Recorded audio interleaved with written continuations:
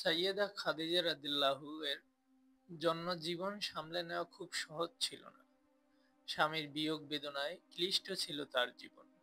কঠিন সেই সময় সামলে নিতে ব্যবসায় মনোযোগী হন তিনি। জীবনের সব বিপদ আপদ অত্যন্ত ধৈর্যের সঙ্গে সামলে নেন খাদিজা রাদিয়াল্লাহু। কোনো হতাশা থামিয়ে দিতে পারেনি তাকে।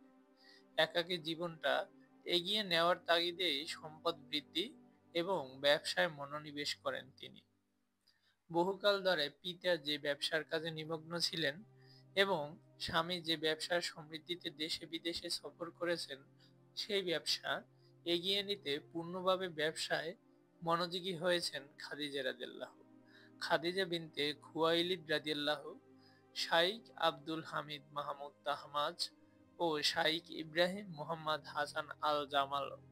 অনুবাদ মাহমুদ সিদ্দিকী, দিন পাবলিকেশন, পৃষ্ঠা ৪৯-৭৭। তখনও কি তিনি জানতেন ব্যবসার এই পথে তার স্বপ্ন পুরুষের সঙ্গে সাক্ষাৎ হবে? তিনি কি আদৌ ভেবেছেন বাণিজ্যের এই অঙ্গনে একজন মহামানবের সংস্পর্শে ধন্য হবে তার ভবিষ্যৎ জীবন সংসার? খাদিজা রাদিয়াল্লাহু কি ধরনের ব্যবসা করতেন এ ব্যাপারে ইতিহাসের গ্রন্থগুলোতে স্পষ্টভাবে বিস্তারিত বিবরণ তেমন পাওয়া যায় না।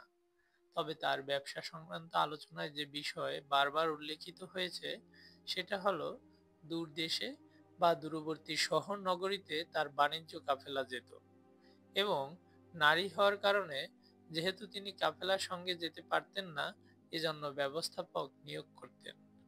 এসব বর্ণনা থেকে অনুমান করে ইতিহাসবিদেরা বলেছেন খাদিজা রাদিয়াল্লাহু এর মূল ব্যবসা ছিল আমদানি ও রপ্তানি।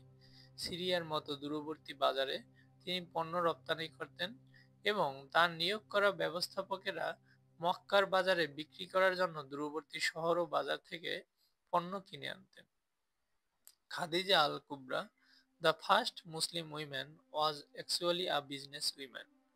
সারা Perez, Muslim business women, medium.com। প্রায় সব অঞ্চলেই কুরাইশের বাণিজ্য কাফেলার যাতায়াত ছিল। এ কারণে তারা প্রত্যেক এলাকার পণ্য সামগ্রী নিয়ে আসতো।